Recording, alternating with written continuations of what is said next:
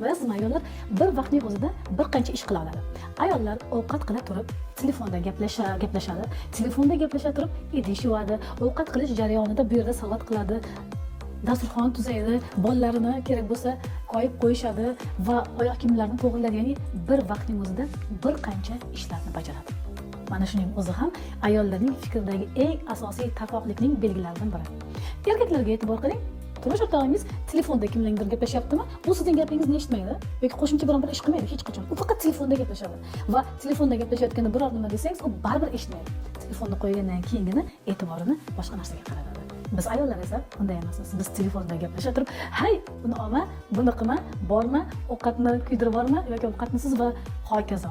Ya'ni fikrimiz azal bizning tabiatimiz shundayki, hamma narsani bir vaqtda qilishni xohlaymiz. Va bu fikrlarga ham taalluqli. Fikrlarimizning tarqoqligi ham aslida tabiatimizga xosroq.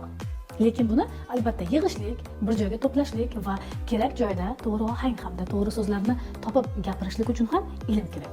Demak, nima qilamiz? Xo'sh, fikrlaringiz tarqoqmi? Uni o'z vaqtida, kerakli joyda ifoda qila olmayapsizmi?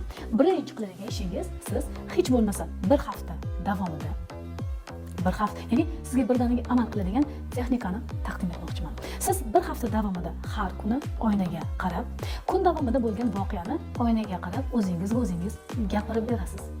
Gapirib bera turib o'zingizni telefonda syomka qilasiz. Syomka qilish degani qayergadir qo'yib qo'yasiz va oynaga qarab gapirasiz. Gapirganingizni, syomkasini kuzata turib, fikringiz qanchalar tarqoq va bitta gapirmoqchi bo'lgan g'oyani qanchalar uzoq gapirayotganingizga ko'zingiz tushadi. Ya'ni eshitasiz. Tarqoqmi?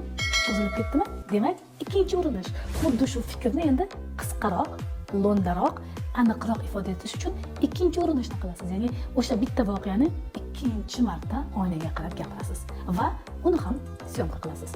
Ya'ni syomkani qaraysiz, qani fikringiz tarqoqligi qisqardimi, yo'qmi? Agar yo'q bo'lsa, uchinchi urinish qilasiz va shu tarzda siz tarqalgan fikrlaringizni sekin-sekin yig'ib ifoda etishni o'rgana boshlaysiz. Ishoning, bu sizga g'ayrioddiy ko'rinayotgan bo'lishi mumkin, lekin aniq ishlaydigan texnika qizlar.